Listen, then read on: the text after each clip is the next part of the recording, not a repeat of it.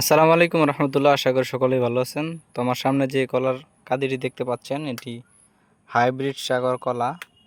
তো এটি কিন্তু নেপালি সাগর কলা না, হাইব্রিড। এটা পাকলে হলুদ কালার হয়। আমি যদি আপনাদের গাছের গোড়াটা দেখানোর চেষ্টা করি, তাহলে দেখতে পাবেন যে কিছু পরিমাণ কাঁচা গোবর দেওয়া আছে। আর এই ছড়িটা কিন্তু মূলত এই গাছ যতটুকু ঠিক ততটুকুই বড় হওয়ার কথা ছিল। একেবারে আমি যদি আপনাদের দেখাই যে মাটি পর্যন্ত হওয়ার কথা ছিল, এরকমটা হয় নাই। যার অনেক কারণ আছে। যে আমি এই গাছটি যখন এই জায়গায় রোপণ করি, তখন থেকে এই পর্যন্ত কোনো সার গোবর কিছুই দেওয়া হয় নাই। দু একদিন হলো এই কাঁচা গোবরগুলো আমি দিয়েছি। তো আমি যদি আগে থেকে এই গাছটি যত্ন নিতাম, সার গোবর বা ঠিকঠাক মতো খাবার দিতে পারতাম, তাহলে হয়তো বা অনেক বড় হতো। আর দেখেন, এখনও পর্যন্ত কিন্তু এই গাছের কলা পাতাগুলো কাটা হয় নাই।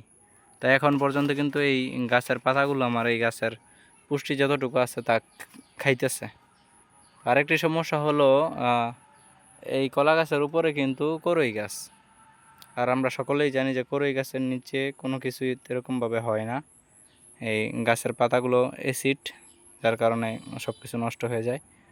তো আমরা যখন কলা গাছ রোপণ করব, তখন অবশ্যই গাছের গ্রোথের দিকে আমরা নজর রাখব, যাতে করে আমাদের কলার কাঁদিটা খুব সুন্দর এবং